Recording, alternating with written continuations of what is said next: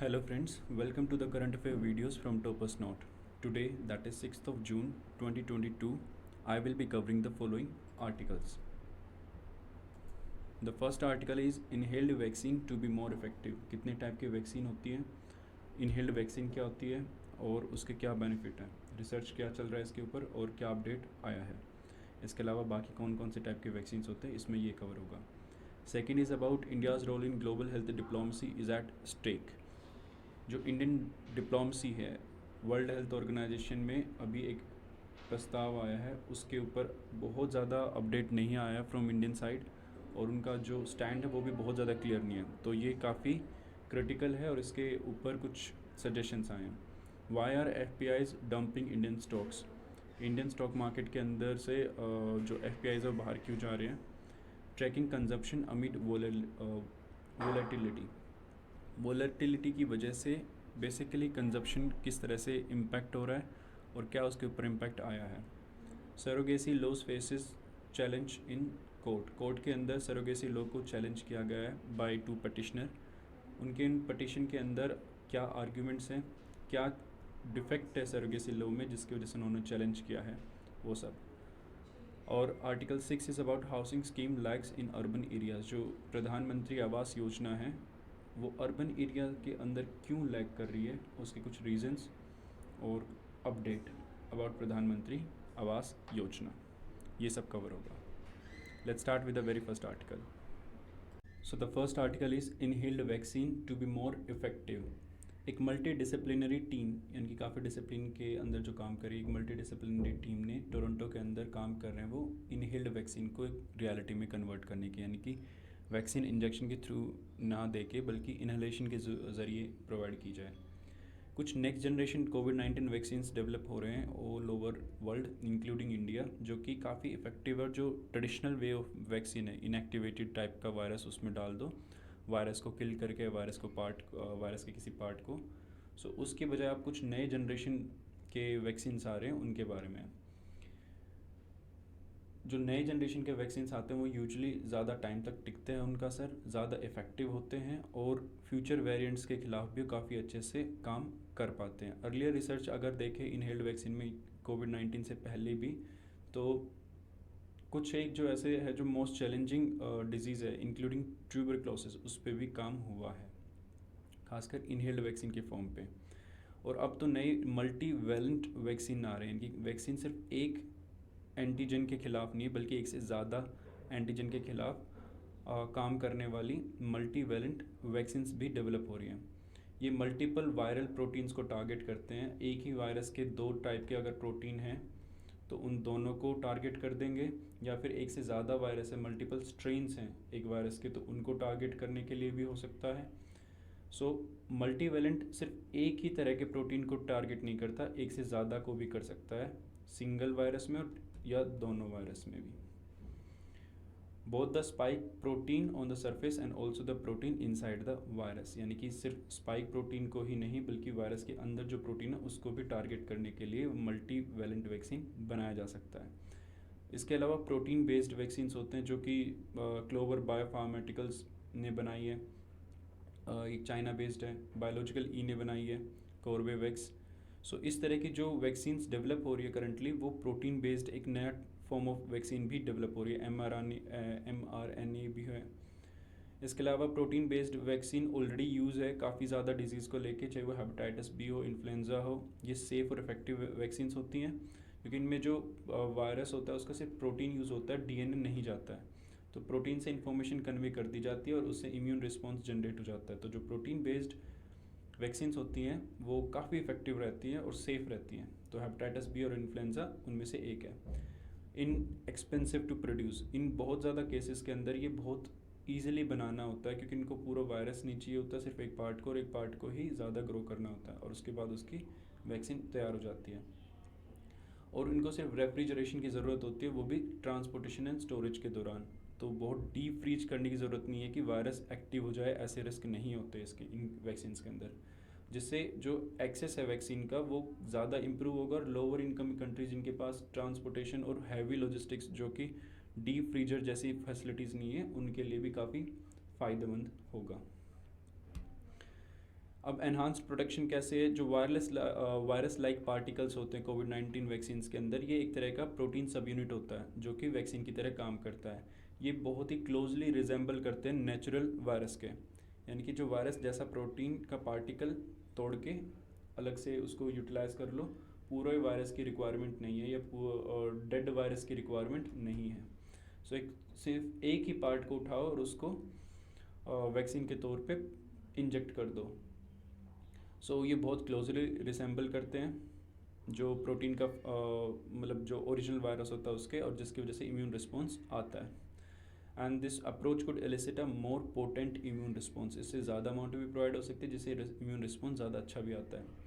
New और different combination of adjuvants भी use होते हैं ताकि मॉलिक्यूल्स को साथ वो स्टिमुलेट कर सके इम्यून सिस्टम को।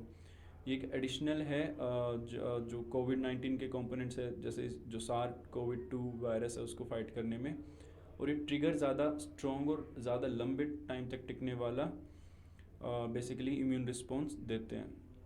इनसे जो अमाउंट ऑफ एंटीजन है, एंटीजन मतलब वायरस, वो प्रोवाइड करना या वायरस जैसा कोई भी चीज़ प्रोवाइड करना, उसके अमाउंट की रिक्वायरमेंट भी कम हो जाती है, क्योंकि अगर एंटीजन जितना ज़्यादा दूंगा उतना ही एंटीबॉडी जनरेट होगी। सो एंटीबॉडी और एंटीजन का जो कनेक्शन होता है कि एंटीजन जितना ज़्यादा उतना उसके ऊपर रिएक्शन आएगा, एंटीबॉडी जनरेट की करेगा body. So in combination of adjuvant की वजह से क्या होता है कि ज़्यादा अच्छा इफेक्टिव रिस्पॉन्स आता है, और जो अमाउंट है एंटीजन की उसको भी रिड्यूस किया जा सकता है, यानी कि ज़्यादा डोसेज बनाए जा सकते हैं टू सपोर्ट डेवलपिंग कंट्रीज, यानी कि एक डोज के अंदर ज़्यादा क्वांटिटी के बजाय ज़्यादा क्वांटिटी को कम करके नंबर ऑफ डोसेज बढ़ाए जा सकते हैं। एक मिक्स एंड मैच वैक्सीन भी है कि जितने भी यूज़ हो रहे हैं उनके अंदर डिफरेंट टाइप के वैक्सीन को यूज़ कर लो मिक्स करके। फर्स्ट डोज एक वैक्सीन का, सेकेंड डोज दूसरे वैक्सीन का, थर्ड डोज एक उसके अलावा कोई और वैक्सीन, तो उनको ये कंबाइन करने का क्या फ़ायदा होगा? Combining different type of vaccine match करती है, एक्सीड करती है परफॉर्मेंस ऑफ एग्जिस्टिंग वैक्सीन, यानी कि कोविशील्ड की ही 2 डोज लगाऊं और कोविशील्ड प्लस कोवैक्सीन की 2 डोज लगाऊं, तो कोवैक्सीन एंड कोविशील्ड का ज़्यादा अच्छा इम्पैक्ट आएगा बॉडी पे कंपेरेटिव टू सिर्फ कोविशील्ड की 2 या कोवैक्सीन की 2 कर दो। इनसे जो इम्यून का रिस्पॉन्स है वो ज़्यादा बेटर आता है, खासकर जो इम्यून सप्रेस्ड लोग हैं जिनका इम्यून रिस्पॉन्स, जैसे ऑर्गन ट्रांसप्लांट के रेसिपिएंट, HIV वायरस के इन्फेक्टेड पेशेंट, तो उनका जो इम्यून रिस्पॉन्स होता है वो नील के बराबर रहता है, तो उनके लिए ये कम्बिनेशन वाली मिक्स एंड मैच वाली ज़्यादा बेटर रहती है। मिक्स एंड मैच रेजिमेंट्स इसलिए भी हेल्पफुल है लोअर कंट्रीज़ में क्योंकि उनके भी कभी कभी शॉर्टेज हो जाती है एक पर्टिकुलर वैक्सीन की, तो वो दूसरे टाइप के वैक्सीन इमीडिएटली अपने सिटीजन्स को दे सकते हैं, जिसकी वजह से जो शॉर्टेज वाला सिचुएशन आता है उससे वो बच सकते हैं। स्मॉलर डोसेस की वजह से एक अलग भी अप्रोच इस्तेमाल हो सकता है, वो है सेल्फ एम्पलीफाइंग saRNA वैक्सीन, यानी कि mRNA vaccine. Existing mRNA vaccine की तरह ये भी क्या करते हैं, सेल को इंस्ट्रक्शन प्रोवाइड करते हैं कि कोरोना वायरस का प्रोटीन ऐसा होता है, इसके खिलाफ आप एंटीबॉडी बना लीजिए, but they also provide ones for making multiple copies of these genetic instructions, यानी कि ये सिर्फ ना कि कोरोना वायरस की इन्फॉर्मेशन प्रोवाइड करते हैं बल्कि खुद को भी एम्पलीफाई करने का मैसेज कन्वे कर देते हैं। ये बोलते हैं कोरोना वायरस आ रहा है, उसके लिए एंटीबॉडी बना लो और मेरी भी कॉपी बना दो, दोनों की कॉपी, इनकी कॉपी बढ़ती जाएंगी, ये और कोविड-19 का इन्फॉर्मेशन कन्वे कर देगा बॉडी को, और वो अच्छी खासी अमाउंट में एंटीबॉडी जनरेट कर देगा। अपनी भी कॉपी करवा लो और कोविड-19 की इन्फॉर्मेशन की भी कन्वे कर दो कि एंटीबॉडी बना लो। रिजल्टेंट है इसका भी नंबर बढ़ता रहेगा और ये फर्दर इन्फॉर्मेशन कन्वे करता रहेगा कि कोविड के खिलाफ इस तरह की एंटीबॉडी बनानी है बॉडी को। सो थ्योरिटिकल अगर हम देखें तो ये काफ़ी डोसेस की अमाउंट कम कर देगा और जो वैक्सीन होंगी वो चीपर हो जाएंगी, क्योंकि बहुत कम अमाउंट से भी बेसिकली इम्यून रिस्पॉन्स काफ़ी अच्छा आ पाएगा, क्योंकि खुद रेप्लिकेट कर पा रहा है ये बॉडी के अंदर, तो इसलिए इसका नाम भी है self amplifying RNA vaccine. Smaller doses मतलब फ्यू साइड इफ़ेक्ट्स, ये भी एक इम्पोर्टेंट एस्पेक्ट है, जितना कम अमाउंट डालोगे उतना कम साइड इफ़ेक्ट भी आएगा। अब कुछ एक टाइप के वैक्सीन है जो बहुत इंपॉर्टेंट है, प्रीलिम्स पेपर में भी वैक्सीन के ऊपर क्वेश्चन आया हुआ है इस साल, so live attenuated vaccine, inactivated replicating viral vector के साथ जो वैक्सीन है, non replicating viral vector, DNA vaccine, RNA और सब यूनिट प्रोटीन के। सो डिफरेंट टाइप के वैक्सीन है, उनके खुद का मैकेनिज्म है, ये एक इम्पोर्टेंट एस्पेक्ट बनता है पढ़ने के लिए।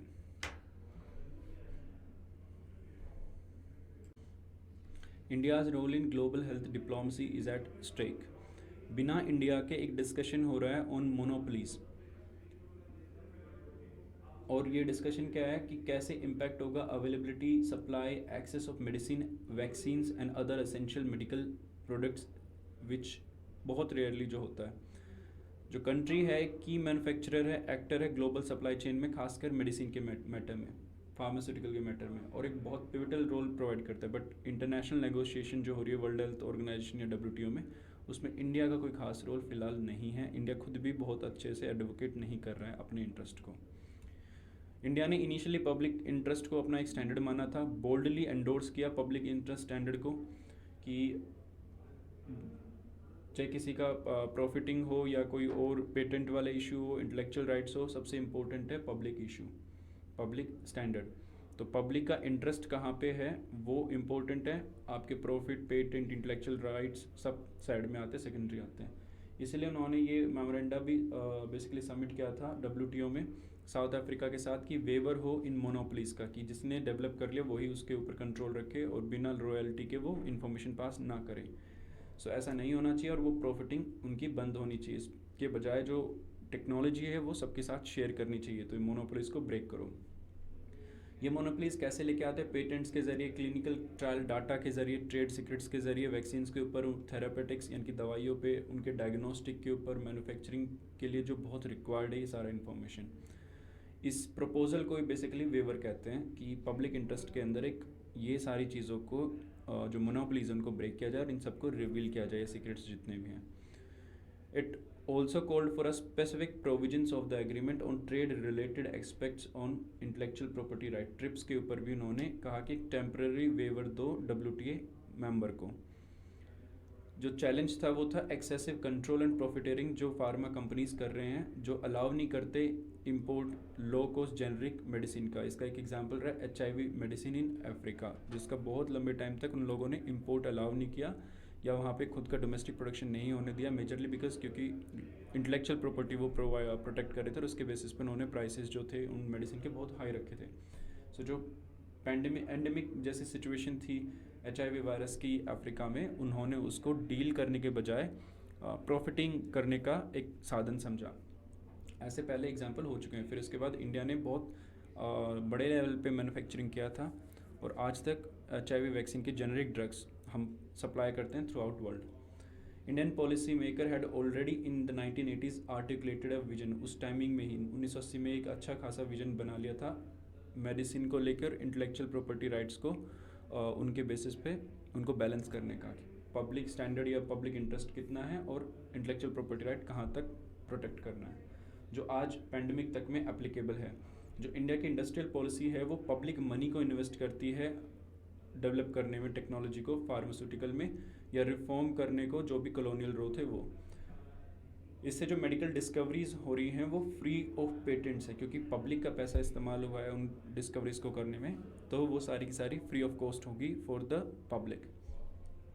और इसी की वजह से इंडिया एक पावर हाउस बना वैक्सीन में, जहाँ पे बहुत ज़्यादा, almost majority of vaccine produced in the world is supplied from India. और बाकी के ड्रग मैन्युफैक्चरिंग जो एक इम्पोर्टेंट सेक्टर है इंडियन इकोनॉमी का।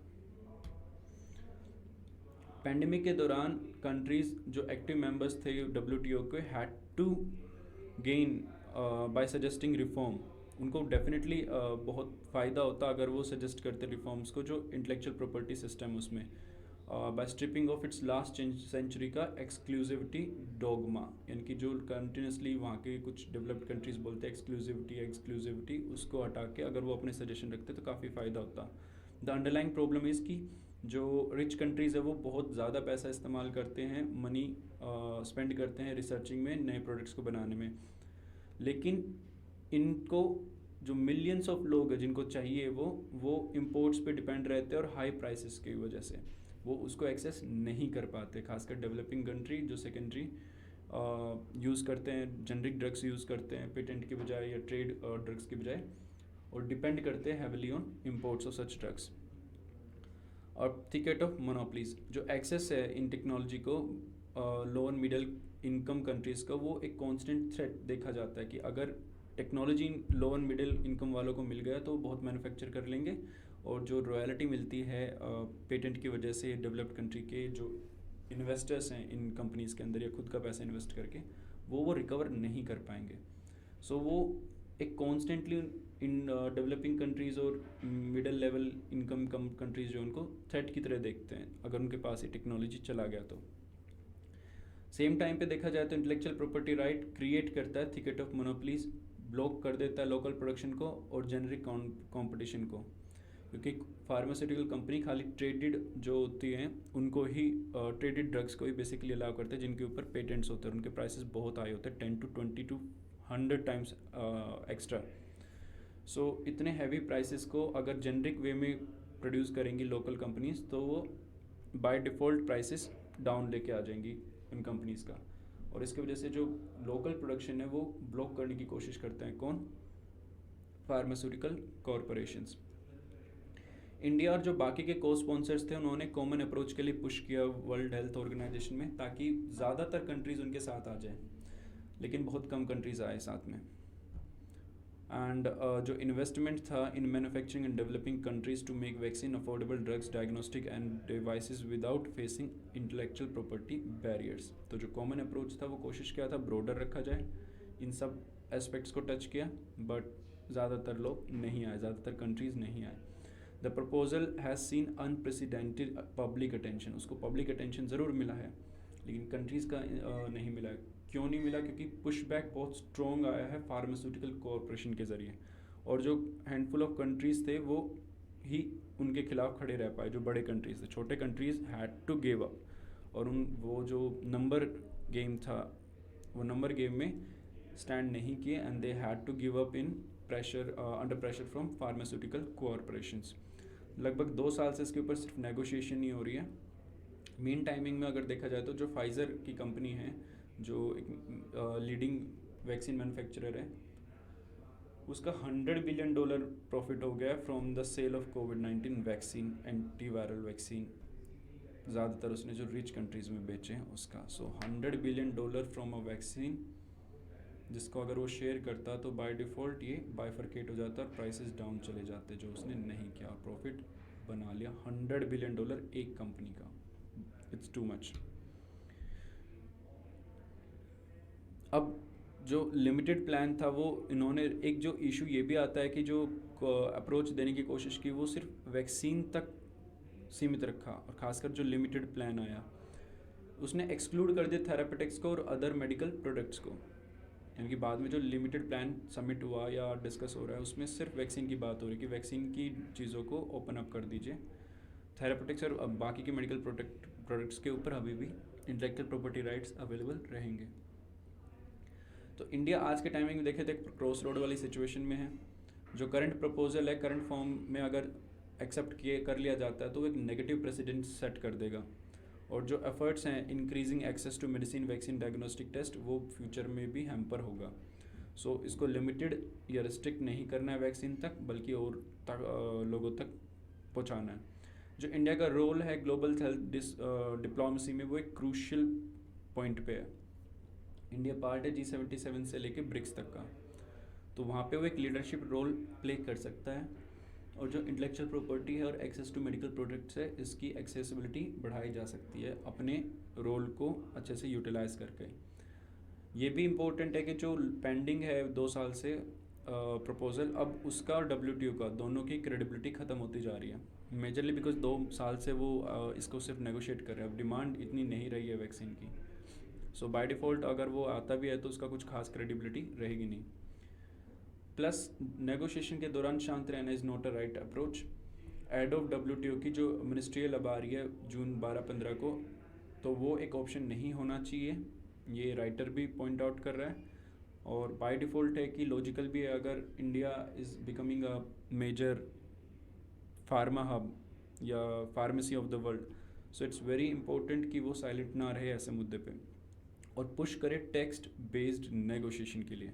काफ़ी एक्सपर्ट और सिविल सोसाइटी में बिलीव करते हैं कि कोई भी डील बेटर नहीं होगी देन अ प्रपोजल, और कंट्रीज़ लाइक इंडिया को प्रेशर बढ़ाना चाहिए कि टेक्स्ट बेस्ड नेगोशिएशन हो, क्योंकि इसमें फिर सबका स्टैंड क्लियर हो जाता है। और जो डायरेक्टली डील करने से अच्छा है पहले उनके टेक्स्ट आए, वो हर एक चीज़ के ऊपर रिस्पॉन्स दे, किसी के भी आर्ग्यूमेंट है तो आर्ग्यूमेंट के पीछे उसका एक्सप्लेनेशन होता है, तो टेक्स्ट बेस्ड जो नेगोशिएशन होता है उसमें जस्टिफिकेशन आना ज़रूरी होता है। सो एज अ रिज़ल्ट ये इम्पोर्टेंट होता है जितने भी मेंबर स्टेट में उनके अंदर टेक्स्ट बेस्ड नेगोशिएशन हो इन एग्रीमेंट्स को लेके, और WTO सेक्रेटेरिएट प्रपोज करे कि टेक्स्ट में क्या लिखा जाएगा, ताकि एक बेस्ट टाइप का डॉक्यूमेंट प्रिपेयर हो जिसके ऊपर काम किया जा सके instead of directly reaching to an agreement. Aim should be कि वो रिस्टोर करे ओरिजिनल प्रपोजल, जिसमें पूरा इंटेलेक्चुअल प्रॉपर्टी बैरियर्स को वेव ऑफ करने की बात है, ना सिर्फ वैक्सीन के ऊपर पेटेंट्स को, बल्कि सारे ही मेडिकल प्रोडक्ट जो यूज़ हो रहे हैं कोविड-19 के ट्रीटमेंट में।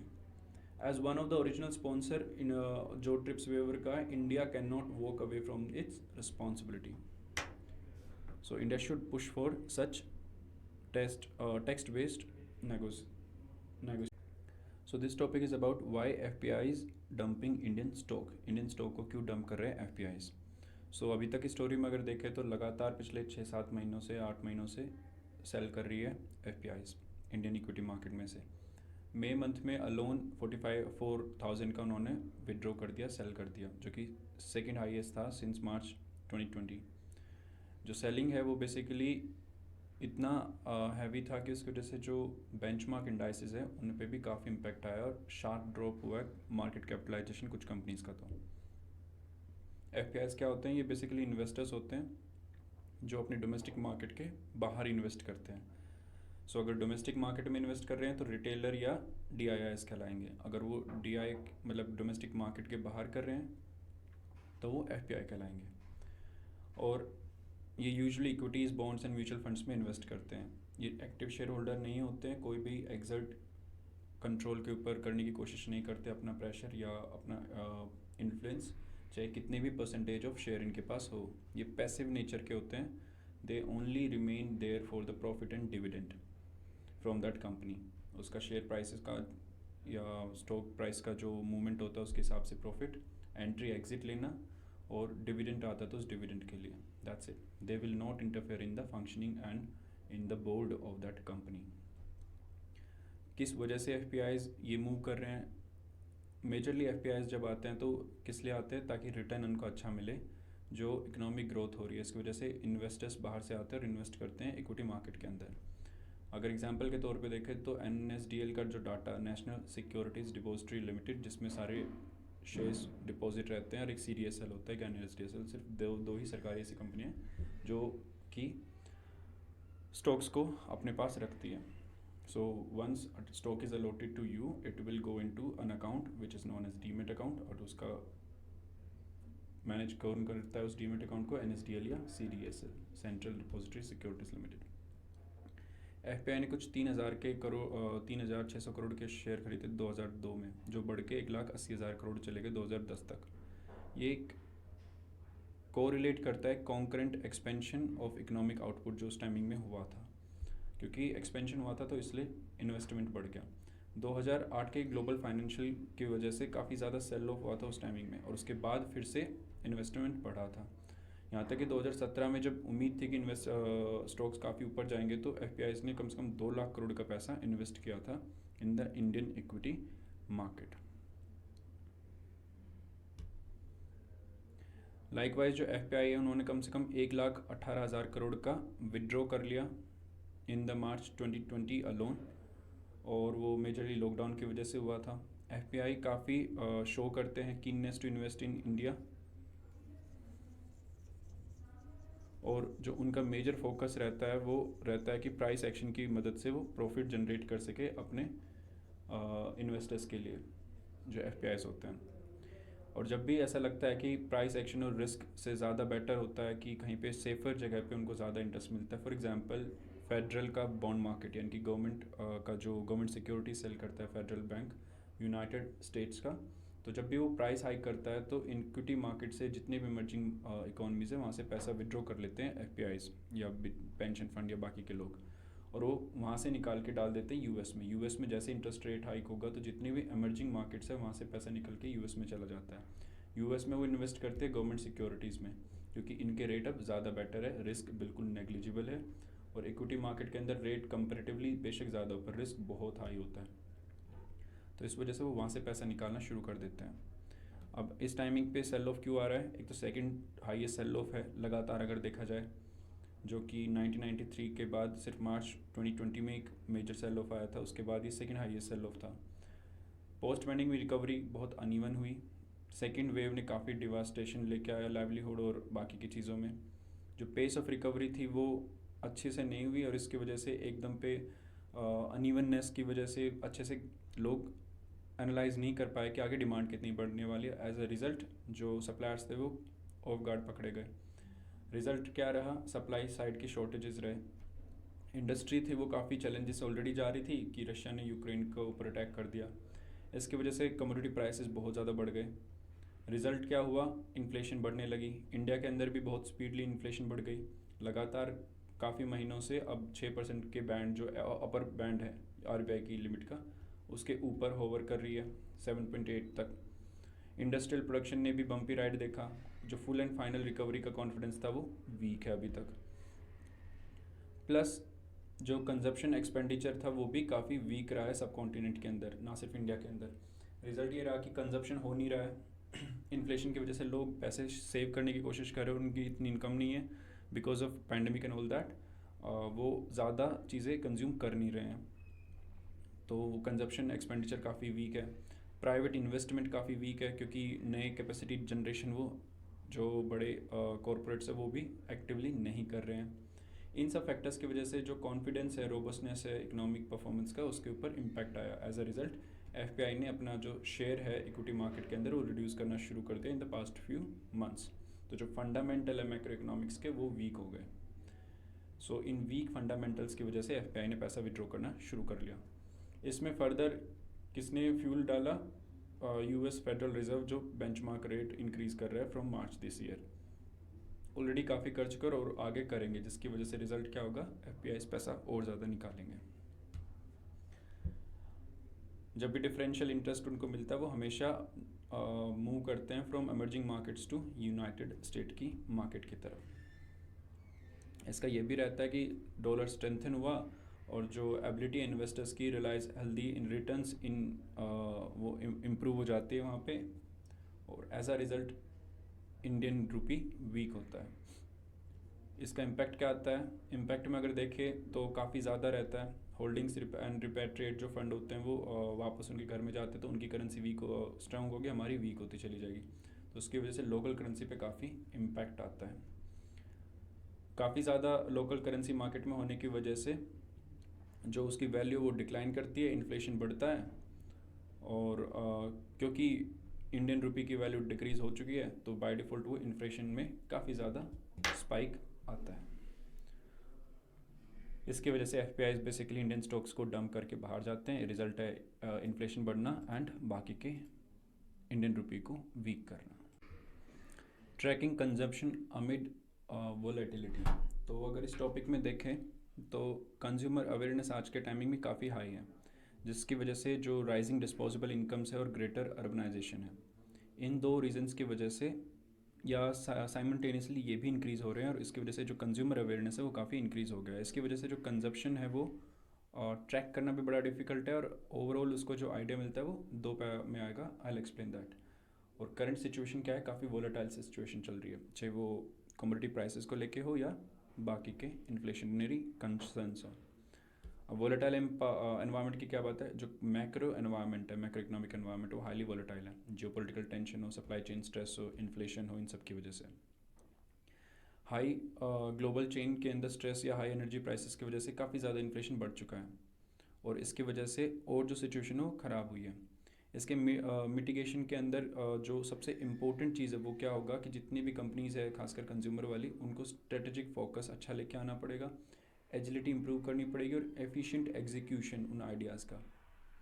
इसके बाद ही जो कंजप्शन है वो इम्प्रूव किया जा सकता है। कंजप्शन बिहेवियर अगर देखें in the past few times, तो जो चेंज आया है काफ़ी ज़्यादा है। एक तो अवेयरनेस लेवल काफ़ी इंक्रीज़ हुआ है कंजप्शन में, जिसकी वजह से कंज्यूमर हर एक टाइप का प्रोडक्ट नहीं ले रहा, बहुत ही मार्केटेड प्रोडक्ट लेता है या फिर जिसका वो ब्रांड पे ट्रस्ट करता है। काफ़ी सेकुलर ट्रेंड्स भी सामने आए जिनकी वजह से शेप हो पा रहा है कंज्यूमर का लैंडस्केप इंडिया के अंदर, क्योंकि जो डिस्पोजेबल इनकम है वो काफ़ी बढ़ गई है। और वो बढ़ क्यों रही है? अर्बनाइजेशन की वजह से और डेमोक्रेटाइजेशन बाय इंटरनेट, यानी कि इंटरनेट ने जो पेनिट्रेशन किया उसकी वजह से हर किसी के पास इन्फॉर्मेशन है किस तरह का प्रोडक्ट लेना चाहिए, किस तरह का अच्छा है, किस तरह का ख़राब है। यूट्यूब हो या बाकी के जितने भी मीडियम्स हैं उनके ज़रिए वो लेके उस इन्फॉर्मेशन को एक्सेस कर पा रहे, प्लस उनके पास एक्सेस है कहीं से भी ऑर्डर करने का, अमेज़ॉन, फ्लिपकार्ट, इनके ज़रिए। सो इस वजह से डेमोक्रेटाइजेशन आ गया है मार्केट के अंदर। अब फेक प्रोडक्ट उनको ईजिली सेल करना मुश्किल हो गया है, जो कि अच्छी बात है। प्लस फोकस शिफ्ट हो रहा है टूवर्ड्स हेल्थ। तो जो जितने भी ट्रेंड्स हैं उनमें सबसे चीज़ें वो देखते हैं कि भाई बेटर क्वालिटी का मिले, ट्रस्टेड ब्रांड से मिले और कन्वीनियंस को इंक्रीज़ करे, तभी मैं वो प्रोडक्ट लूँ। इसके साथ एसेलरेट हो गया डिजिटल अडोप्शन, कि मैं डिजिटली पे करूँ, डिजिटली मेरे को घर के घर आ जाए, इस तरह की चीज़ें इन्हांस हुई हैं। और इसकी वजह से हेल्थ और वेलनेस भी फ्रंट एंड सेंटर पे आ गया है कंज्यूमर के लिए। तो जो भी प्रोडक्ट ले रहे हैं वो हेल्थ के लिए होना चाहिए, हेल्थ कॉन्शियस हो गए हैं वो। सो हेल्थ में सपोर्ट करे, नेगेटिव इम्पैक्ट ना लेके आए, तो वो चीज़ें ये चेक करते हैं बिफोर बाइंग अ प्रोडक्ट। तो innovation, supply chain optimisation and digitisation बहुत इंपॉर्टेंट फोकस एरिया रहने वाले in the year ahead to improve consumption and to track कि किस तरह की कंजप्शन हो रही है। करंटली जो बिहेवियर है वो ये है। अगर करंटली देखें तो सरोगेसी लॉ को चैलेंज किया गया है हाई कोर्ट के अंदर। दो पटिशनर है, मेल एंड फीमेल, जिन्होंने सरोगेसी लॉ को जो इंडिया के अंदर है उनको चैलेंज किया है। करंटली जो पटिशन में उन्होंने चैलेंज किया वो सरोगेसी लॉ को किया है, असिस्टेड रिप्रोडक्टिव टेक्नोलॉजी एक्ट 2021। इन दो लॉ के बेसिस ही जो सरोगेसी लॉ है इंडिया में वो डिसाइड होते हैं। तो पूरा रेगुलेटरी फ्रेमवर्क है वो इन दो लॉ के हिसाब से चलता है। उनका मानना है, जो पटिशनर है उनका कहना है कि जो प्रोविजन है वो डिनाई करते हैं चॉइस को, प्राइवेसी को, डिस्क्रिमिनेटरी है। इन तीन बेसिस पे उन्होंने उनको चैलेंज किया है। उन्होंने क्वेश्चन किया है कि marital status, age, gender criteria क्यों है किसी को प्रोहिबिट करने का फ्रॉम कमिशनिंग अ सरोगेसी, यानी कि आपका मैरिटल स्टेटस, एज और जो बाकी के रिस्ट्रिक्शंस लगाए गए हैं वो क्यों हैं। अगर सरोगेसी लॉ रेगुलेशन एक्ट 2021 देखें तो जो न्यू वाला अमेंडमेंट है उसके बाद एक मैरिड कपल ऑप्ट कर सकता है सरोगेसी की को सिर्फ मेडिकल ग्राउंड पे, आउट ऑफ चॉइस नहीं है। दूसरा, लॉ डिफाइन करता है कपल को as a married Indian man and woman. So जो डाइवर्सिटी है उसको एक्सक्लूड करता है। प्रिस्क्राइब करता है age band from 23 to 50 for the women and 26 to 55 for the man to opt for surrogacy. Limit करता है time period. Couple should not have a child of their own, biological पहले से है अगर तो उसको डिनाई करता है। लॉ अलाउ करता है सिर्फ सिंगल वुमन को टू चूज सरोगेसी जब वो विडो हो, डिवोर्सी हो और एज उसकी 35 to 45 हो, तो उसको भी चॉइसेस डिनाई करता है। और सिंगल मैन तो एलिजिबल ही नहीं है, ये further denial to a choice. और इसी बेसिस पे उनको चैलेंज किया गया और उन्होंने ये भी चैलेंज किया है कि कमर्शियल सरोगेसी को बैन क्यों किया इंडिया में। सरोगेसी लॉ जो चैलेंज हुआ है कोर्ट में उसमें जो सबसे इंपॉर्टेंट पोर्शन आया वो है डिनाइल ऑफ चॉइस, कि decision should not be contingent on medical situation only, marital status और सेक्सुअलिटी सबको अलाउ होना चाहिए। If one wants to have a biological child, उसके पास ऑप्शन होना चाहिए कि वो सरोगेसी के थ्रू वो लेके अपना चाइल्ड बेसिकली डेवलप कर ले। पटिशन के अंदर है। जो दो लॉ है वो डिनाई करते हैं फ्रीडम को under the constitution to exercise reproductive choices, यानी कि कुछ रिप्रोडक्टिव चॉइसेस है, मेरी हेल्थ है नहीं है, मेरे पास चॉइस है कि मैं करूँ या ना करूँ, और उस चॉइस के बेसिस पर अगर मैं ना करना चाहूँ तो मेरे पास जो ऑप्शंस है वो अवेलेबल होने चाहिए। करंट लॉ के अंदर ऐसी कोई ना प्राइवेसी और ना ही ऐसी चॉइस अवेलेबल है।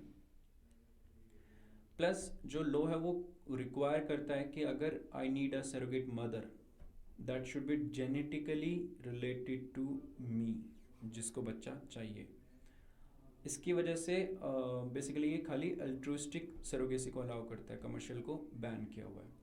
इसे एक एथिकली देखे तो एक डिफ़िकल्ट चॉइस बनती है कि why would somebody will ask his mother और sister to surrogate his child. So वो एक वेरी डिफ़िकल्ट सिचुएशन आती है, और जो जेनेटिकली क्लोज होते हैं वो इस चीज़ को थोड़ा सा ऑब्वियसली ये डिफ़िकल्ट होगा to provide surrogate mother.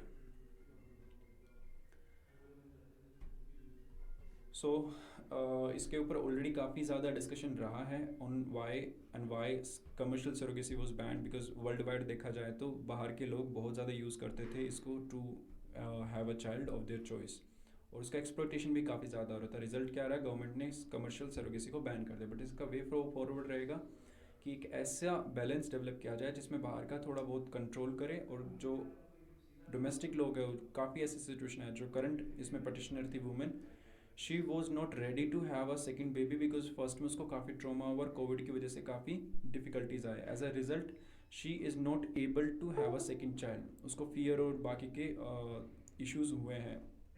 So as a result she petition in the court की why she is not allowed to have a second baby when she wants to have a second baby, but she do not want to deliver that biologically herself.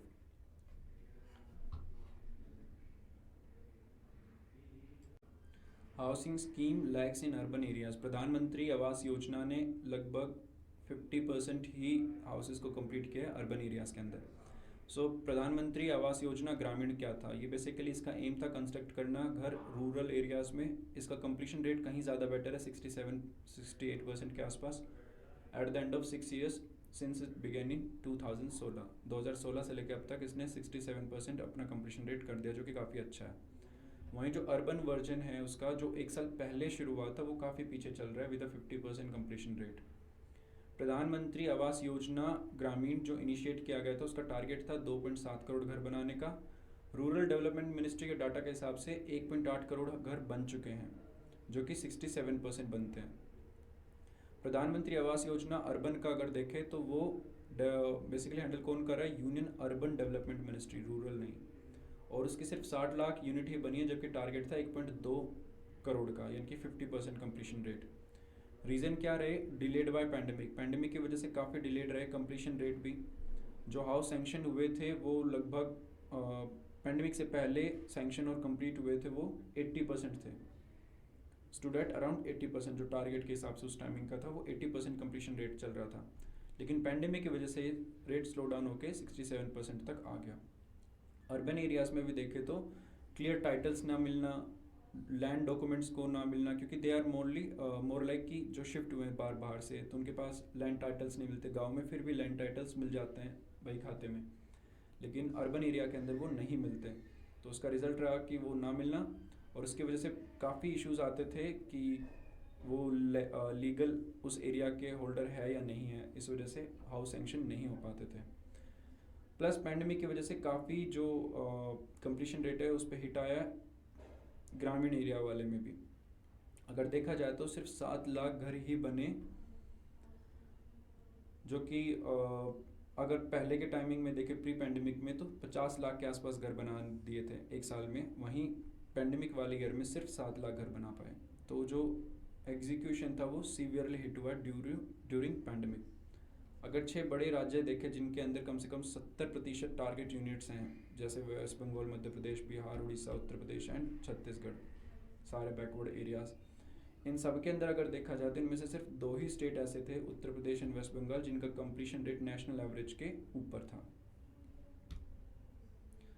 और इसी वजह से जो major issue कुछ एक states को आया भी वो ये रहा कि एक तो लोन ना मिलना उनको, खासकर छत्तीसगढ़ के एग्जाम्पल में, तो उसको लोन ना मिलना, तो उसका जो 40% शेयर था, क्योंकि जो ये एक सेंट्रल सेक्टर स्कीम नहीं है, सेंट्रल स्पॉन्सर्ड स्कीम है, तो 60% सेंटर पे करता है इस स्कीम के लिए, और 40% स्टेट गवर्नमेंट। सो छत्तीसगढ़ गवर्नमेंट ये 40% शेयर जो उसका बनता था उसको पे नहीं कर पाए। एज अ रिजल्ट गवर्नमेंट ने सैंक्शन नहीं किए, यूनियन गवर्नमेंट ने छत्तीसगढ़ के अंदर बाकी के प्रोजेक्ट्स, और डिफ़ॉल्ट होने की वजह से वो जो रुकावट है वो आ गई छत्तीसगढ़ की कंप्लीशन रेट में। इसी वजह से छत्तीसगढ़ का कंप्लीशन रेट भी 67% ही रहा। इन 60 स्टेट्स में से जो लगभग 70% टारगेट को रखते हैं, बिहार का सबसे लोवेस्ट कंप्लीशन रेट है। इसमें एक इशू ये भी है कि लेगेसी बहुत पुरानी, जो इंदिरा गांधी आवास योजना थी उसके टाइमिंग से देखा जाए तो उसकी लेगेसी काफ़ी पुरानी रही है और पुरानी ही अब तक कंप्लीट नहीं रहे। सो उसके कुछ लाखों के अंदर 40 लाख के आसपास ऑलरेडी यूनिट इनकम्प्लीट पड़े हैं। तो गवर्नमेंट ने सोचा पहले उनको कंप्लीट किया जाए, उसके बाद प्रधानमंत्री आवास योजना पे आया जाए। और कुछ इसके पॉलिटिकल इश्यूज भी हैं, क्योंकि काफ़ी बेनिफिट होता है पॉलिटिकल लीडर को इस योजना की वजह से। तो जो अपोजिट आइडियोलॉजी वाले हैं स्टेट के अंदर, they try not to implement this scheme, या इम्प्लीमेंट करते तो उसका नाम बदल देते। फॉर एग्जांपल वेस्ट बंगाल, जिसने इसका नाम बंगाल आवास योजना ऐसा कुछ रखा, जस्ट टू मेक श्योर कि it's basically repackaging of centre scheme. So उसकी वजह से सेंटर ने इसका भी वेस्ट बंगाल का भी जो अमाउंट सैंक्शन करना था उसको रोक दिया। सो देर आर दीज इश्यूज जिनकी वजह से जो लैग है हाउसिंग स्कीम में वो सीवियरली सामने आए हैं। That's it for the day.